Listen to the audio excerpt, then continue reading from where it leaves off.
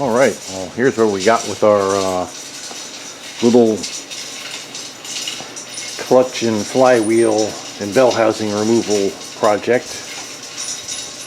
Yesterday we got the drive shaft and torque tube pulled back out of the clutch and bell housing, and as far back as we can get it out of the way. So then you would think that should be not a big deal to unbolt the bell housing and pull it off to get to the clutch and the flywheel. Unfortunately, we have kind of a series of events that happened when we put this car together that are now making that very complicated. So if you remember back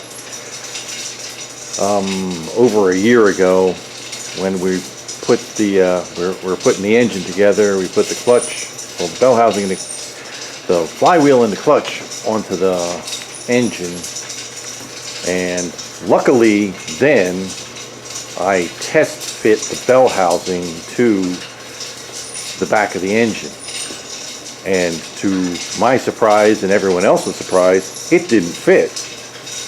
Now that was what Renegade Hybrid sells you as part of the kit, and it is a stock Corvette aluminum bell housing with a machined adapter that goes on the back of it that adapts to the torque tube in this car. And after a lot of head scratching and a lot of question asking and a lot of measuring, we finally determined that the clutch manufacturer that they use, Renegade Hybrids uses, actually changed the design of their clutch without telling them. They basically beefed it up for other customers, I guess, and didn't think it would cause a problem, but they made it slightly bigger, and the Corvette bell housing no longer covers it. So what they sent me was a SFI approved QuickTime steel, basically a safety drag race bell housing, which is a great bell housing, but it is a bit bigger. And normally the way you would do this is you pull the engine, which involves dropping the whole front suspension out, and you unbolt the cross member under the engine and pull the engine and cross member forward to disengage it from the bell housing and drive shaft, and then you lower it down. We're not doing that.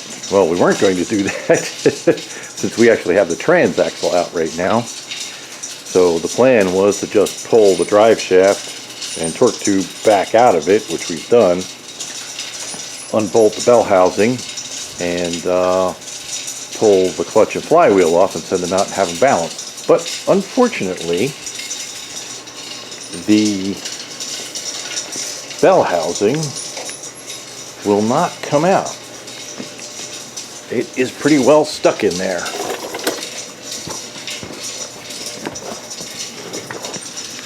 There it is. We have it all unbolted and everything, but it is very well stuck.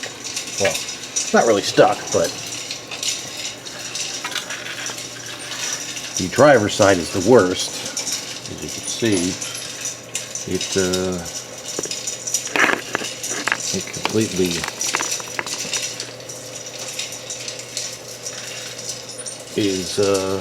runs afoul of the driver's side footwell.